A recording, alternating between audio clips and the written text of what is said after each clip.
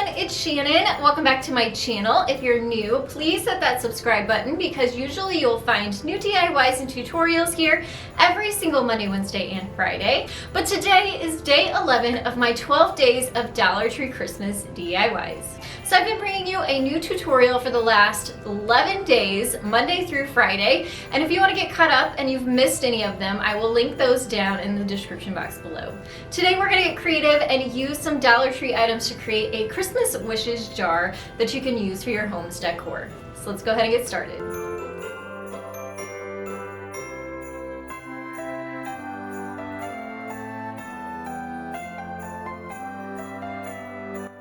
Alright, so first let's check out the supplies. Let me show you the things that I grabbed from Dollar Tree.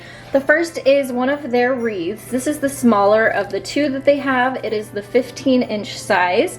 I also have this sign. We're going to use the back of it, which is why I have it flipped over here. This one says, "Believe in yourself and all that you are." But I love it because of the shape of it. And so that's going to be really pretty for our wreath to fit into sort of this circle in here. I also have a mason jar, and then as far as other supplies go, you're going to need some white chalk paint and foam paintbrushes. I have a ruler.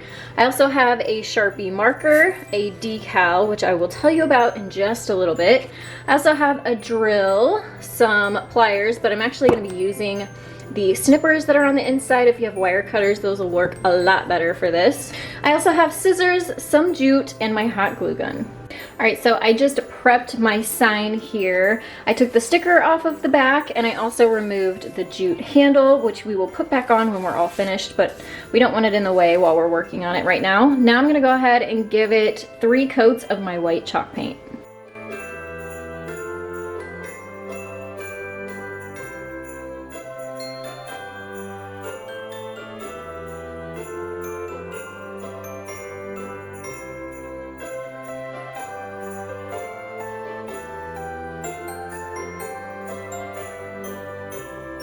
Alright, so I just gave this 2 coats. I actually really like the way it sort of has that streakiness to it, so it's not completely covered and it'll still have more of a rustic look to it. But if you want yours more of a solid white, then go ahead and add a 3rd coat. I want to give this a shiplap faux finish. So to do that, I have my ruler and a black marker, and I'm just going to draw some lines across here, and then I'm going to add in some up and down lines and some dots to kind of mimic nail holes. So I'll give you an up close look of how I start this process, and then I'll come back and give you a more detailed look. Alright, so I'm making sure I have my holes up at the top here because that's where we're going to put our string back in, so that way you know what is the top here. And then what I'm doing is I'm coming down to the bottom of these half circles, and they have little corners on them. So that's what I'm going to use as my guide points for where to start my first line. So I'm just adding my ruler, holding it down firmly so that it doesn't move around, and then I'm drawing my first straight line. Now I'm going to use the width of this ruler, and that's going to be the width of my shiplap. So I'm actually going to not move the ruler and add another straight line underneath that for the next line.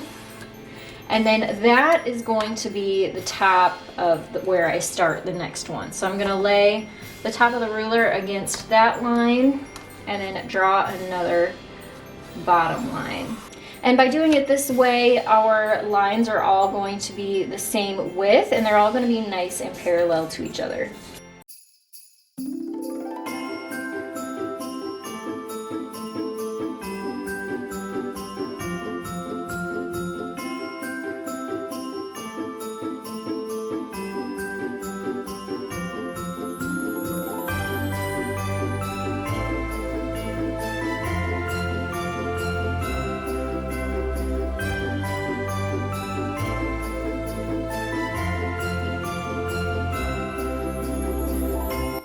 And now just to add a little bit more detail, so it looks a little bit more like shiplap than just lines up and down, I'm going to take my ruler and add a couple horizontal lines in here. And then I'm going to add a couple little dots, which kind of mimic little pinholes from nails. So I'm just gonna do a few. I don't want too many, but I do want the extra little detail.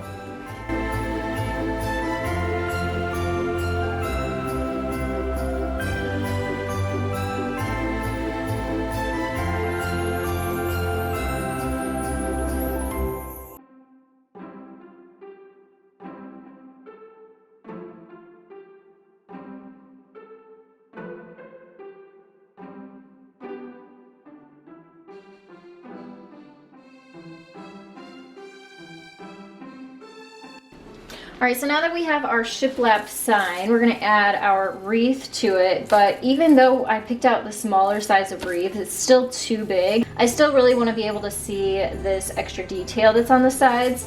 So I'm gonna cut this down and sort of just bring it together, maybe cut a section out just to make this smaller.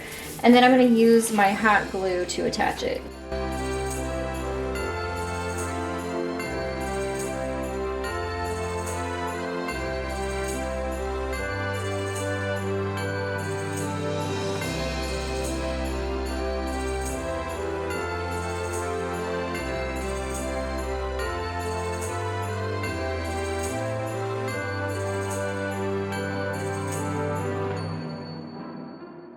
So here's my wreath on the sign now. I wanted to show you that I cut off 5.5 inches of the wreath to get it to fit down to size. And now I want to add my mason jar to the middle here. And to do that, I need to drill 2 holes. So I have a 1/4 inch drill bit on there, a block of scrap wood so I don't drill into my table. And I'm just gonna mark behind the mason jar back there about where I want to drill the holes, and then we're going to use string to feed through those holes and wrap around the mason jar, and that's what's going to permanently affix our jar in place. I may actually use some glue as well just to make sure everything stays nice and where it should.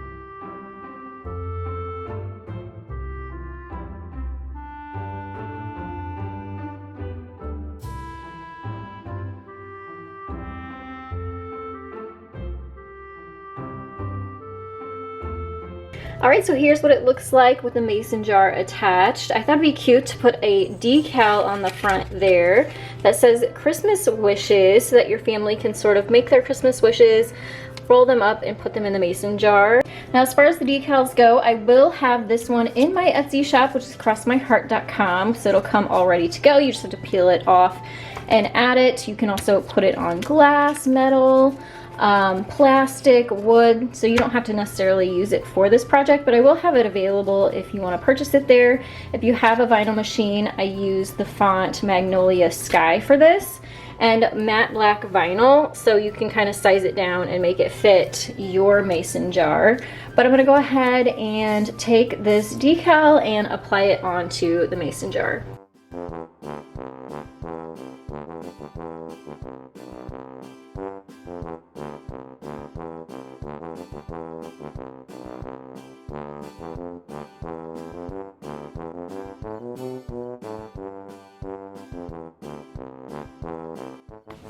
And now I just have to add my jute handle back onto the front here. I'm going to feed the jute through the front and tie it in a knot in the back.